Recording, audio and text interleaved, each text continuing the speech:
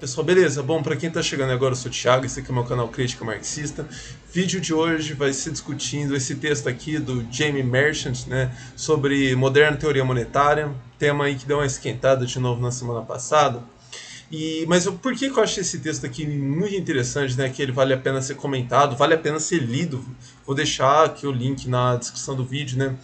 Porque essa discussão com a MMT, né, ela parte. A MMT ganha corpo, né, a partir de uma questão eminentemente prática, né? O que a gente pode fazer hoje para enfrentar, né, esses grandes dilemas econômicos que eu venho tratando aqui longamente no canal, né? Embora eles não deem esse tratamento, né, que eu dou aqui, enfatizando a questão da tendência à taxa de lucro, né? Como a taxa de lucro vem orbitando em torno, né, do seu patamar mais baixo da história do capitalismo, o problema do aumento da composição orgânica do capital, enfim. Embora eles ignorem completamente isso, eles enfrentam, né, as questões práticas geradas, né, a partir disso, que é uma economia de forma global que está completamente estagnada, né? Então a MMT ela surge, né, como uma tentativa de reverter isso por meio da expansão de investimentos produtivos e tal. É um problema um limite, na verdade, né, não é um problema, mas um limite, né, que eu tenho visto nas críticas, principalmente as críticas marxistas da MMT, né, é que a gente desloca dessa questão eminentemente prática para o campo da teoria. Então, como muitos marxistas, né, ou ditos marxistas reivindicam a MMT, né, foram seduzidos pela MMT, a discussão acabou ficando o seguinte: então, até onde a MMT é compatível com o pensamento marxiano? E aí os marxistas vão lá, né, grande know-how, né, que acumularam, né, com toda a discussão filosófica, né, ao longo do século XX, né, acumularam grande capacidade de voltar lá, de analisar passagens e mostrar, ó, o que vocês estão falando aqui não corresponde, né, com a literalidade do texto marxiano, né? Então acho assim que esse ponto de que a MMT ela não é compatível com o pensamento marxiano, acho que isso aí assim, o debate avançou para muito além disso. Esse ponto aí para mim, se você enfrenta seriamente nesse tema, isso aí já tem que estar muito claro. Você pode discutir, não, a MMT não é compatível com o pensamento marxiano, mas eu acho que ela é válida. E é esse tipo de discussão que a gente vai fazer aqui, essa discussão prática. A MMT, ela funciona? O texto aqui é muito interessante, né, porque ele vai discutir uma questão, até a MMT realmente existente, né, que ele vai mostrar. Eu vou até descendo aqui, que o que eu vou fazer? É um texto muito longo, né, um texto em inglês. Eu não teria nem condições de gravar um vídeo, né, sobre todo esse texto, a não ser que fosse um mini curso. E também sei que a maioria, né, vai ter dificuldade em ler todo o texto. Então eu vou focar nos dois últimos tópicos, né, a partir daqui. E até indico, né, que vocês, se tiver com pouco tempo, leiam a partir daqui, que vai pegar exatamente esse tema que eu comecei a falar, né, a MMT realmente existente, né, como que ela vem sendo praticada, né. Então, aliás, são dois tópicos muito interessantes que aparecem ao longo do texto, né. Esse da MMT realmente existente e a questão do Estado. Uma passagem aqui bem provocativa, né, que eu não vou conseguir recuperar aqui agora, né, mas ela está antes, né, desse ponto. O autor ele fala, o pessoal ali que se identifica, né, com a MMT, né, tem a tendência a substituir o individualismo metodológico, né, que fundamenta todo o percurso neoclássico, né, todo o desenvolvimento da teoria neoclássica, por um estatismo metodológico. Então a marca, né, e o que isso significa, né? Eu vou até ler uma passagem que eu acho interessante, que eu vou conseguir recuperar esses temas, né? Mas então, para começar, fiquem atentos nesses dois tópicos, né? MMT, como ela vem sendo praticada já, e essa questão da natureza do Estado, né? E uma tendência do pessoal da MMT imaginar que o Estado tem poderes muito superiores ao que de fato ele tem, né? Aqui eu vou recuperar só essa uma pequena passagem aqui, depois disso eu não vou ficar nem muito preocupado com a literalidade do texto, né? Mas é que o autor coloca o seguinte: os atores estatais, né, principalmente os banqueiros, né, o pessoal ali do Banco Central, né, responde aos eventos econômicos, né, principalmente as crises, como se fossem forças da natureza, né, eventos exógenos, né, desastres naturais, que devem ser assim, enfrentados, né, com muita contundência, né? De forma quase como, ó, a pandemia aí. Pô, é uma questão absolutamente. A gente tem que dar toda a prioridade para resolver esse problema o quanto antes, né? E para fazer isso de forma e conseguir, né, evitar, né, que todo o sistema, né, colapse, eles precisam, né, como uma questão eminentemente prática, acreditar que o dinheiro é essencialmente uma unidade de conta, né, escolhido pelo Estado para que porque eles não têm outra opção. Então o que ele está colocando aqui? Toda essa história de política monetária, né? Todos esses instrumentos que o Estado tem. Então aqui a gente está enfatizando mais a questão de política monetária, mas tem também ela é muito ligada à história da política fiscal, né? Tanto a política monetária quanto a política fiscal, elas têm muitos limites em conseguir contornar os problemas econômicos, né? O pessoal que acompanhou lá o mini curso, né, sobre as crises econômicas sabe, né, que não tem a menor condição da gente reverter queda da tendência da taxa de lucro, todo o problema gerado pelo menos da composição orgânica do capital, que tem que enfatizar, é inclusive uma coisa boa. Aumento da composição orgânica do capital significa produtividade, significa liberar os homens do processo produtivo, né? É uma coisa boa que se torna ruim dentro do capitalismo, né?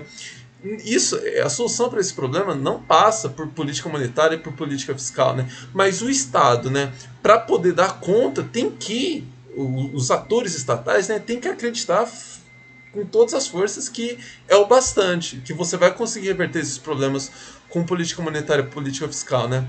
E aí ele completa aqui, em outras palavras, né, eles precisam fetichizar, né, o dinheiro. E aí ele vai colocar, inclusive, né, que a MMT então alucina, né, o pessoal da MMT, né, toda uma antologia, né, transhistórica, né, para justamente transformar essa necessidade, né, que é você conseguir dar conta desses problemas que são muito maiores que uma questão monetária em um problema monetário, né, que você consegue resolver ali por meio da expansão de moeda, né. E aí ele vai pegar esse ponto e logo na sequência ele já vai amarrar aqui com os dados.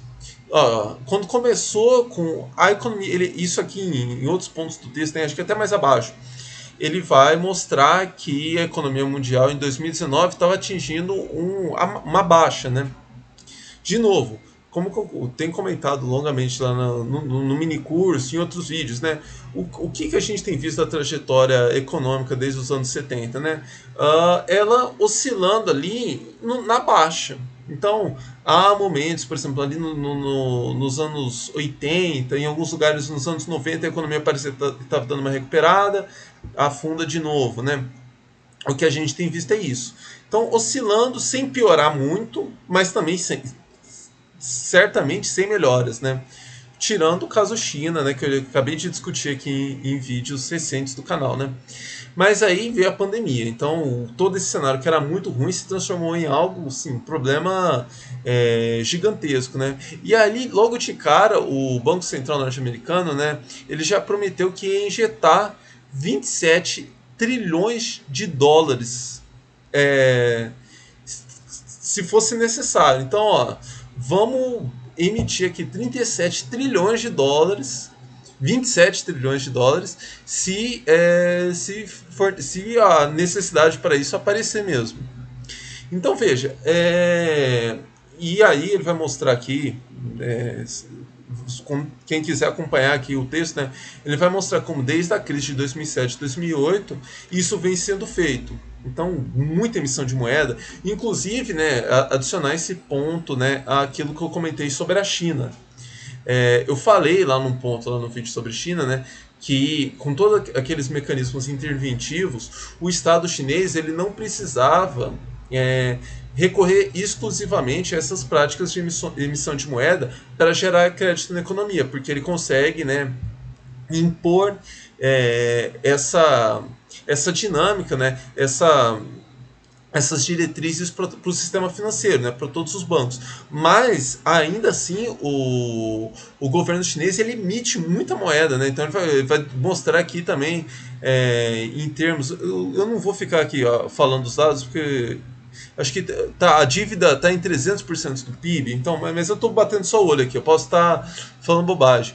Mas a dívida chinesa também está muito elevada, né? Então é um mecanismo que o governo chinês utiliza. Então, quando eu falei aquilo, eu não estou querendo dizer que o governo chinês abriu mão da emissão de moedas, né? Mas ele não faz só isso. E tudo aquilo que eu discuti nos vídeos anteriores permite que essa emissão de moeda lá do governo chinês não gere a mesma dinâmica que ela gera nos Estados Unidos, por exemplo. Então, qual que é o ponto aqui, né? O governo norte-americano vem emitindo moeda assim, de forma contundente, de forma desesperada, desde 2007 e 2008, né? Principalmente desde 2007 e 2008. Né? E por que isso não se converteu em nenhuma melhora nos indicadores econômicos? Né? Todos os indicadores econômicos continuam muito tímidos. Né? Por quê? Porque essa emissão de moeda ela tem ido para socorrer grandes empresas que estão ali inseridas em todo aquele mecanismo de especulação financeira. Eu já comentei aqui em outros momentos a prática do shadow bank, né? Que são inclusive a prática instituições não financeiras fazendo função de banco. Você tem lá, por exemplo, sei lá, você produz carros. Você está com um excedente, ele está com dinheiro parado, você não vê, a lucratividade não compensa que você reinvista esse valor na produção de veículos, né? Simplesmente por meio da desregulamentação do setor financeiro, né? Criando possibilidade para shadow banking, você pode emprestar esse dinheiro, né? Então isso cria uma estrutura financeira, né? Completamente escura, sombria, né? Shadow, fica nas sombras, né? Ninguém consegue ver muito bem o que está acontecendo ali, que alimentam assim, uma especulação financeira em níveis colossais. E, portanto, né, toda essa emissão de moeda ela tem sido direcionada diretamente para isso. Aí o ponto que o pessoal da MMT vai bater mas não precisa ser para isso. A gente pode utilizar esse dinheiro. Vocês que se ferrem aí, grandes empresas, não vou mais ajudar, vou salvar vocês e vou pegar esse dinheiro aqui para investir diretamente na produção. Um ponto aqui que o autor vai mostrar é que esses bilionários, né, essas empresas trilionárias, essas empresas colossais, elas controlam a vida de milhões de pessoas. Então, milhões de pessoas têm os empregos diretamente ligados a ela, de forma direta, de forma indireta. Então, é inimaginável, por exemplo, o efeito que teria tido se o governo norte-americano não tivesse socorrido lá os bancos, a General Motors, em 2007 e 2008. Então, todas essas empresas, elas sabem que elas podem especular de forma irrestrita, porque elas vão ser socorridas e na verdade a estrutura ela já está amarrada de uma forma que é um ciclo sem fim. É difícil hoje, com toda essa arquitetura de especulação que foi criada, você dar um fim nela e retornar para a atividade produtiva, ainda que os agentes quisessem. Isso é outro ponto muito interessante. Não é o capital, principalmente o capital com toda essa arquitetura financeira, né, que foi criada a partir, né, da sua baixa, né, dessa fase de baixa, função da queda da taxa de lucro, aumento da composição orgânica do capital, então criando essa estrutura financeira, ele se tornou absolutamente incontrolável. Ele era incontrolável desde o início, mas agora sim, é muito incontrolável, né? E portanto, essa capacidade do Estado, né, de gerar moeda, ela é toda direcionada de forma emergencial para isso. Então vem sendo já direcionada para isso desde 2007 e 2008. Então, a MMT ela não é algo que está só a gente imaginando algo que pode vir a ser implantado no futuro, né? É algo que vem sendo já implantado desde 2007 e 2008, início de 2020, já com uma proposta assim de vamos aumentar ainda mais esse negócio porque vai precisar, com pandemia, com crise econômica assim, colossal se anunciando. Então, e aí a gente entra naquele segundo ponto, né, que é a questão do o que é o Estado, né, o que o Estado pode fazer. como eu já comentei, né, a primeira questão é que hoje o Estado não pode simplesmente cruzar os braços, né, e deixar que essas grandes empresas que controlam a vida de bilhões, milhões de pessoas, que elas que elas vão à falência e depois juntam os cacos, né? Isso aí já pode ser gerar uma hecatombe econômica assim, inimaginável.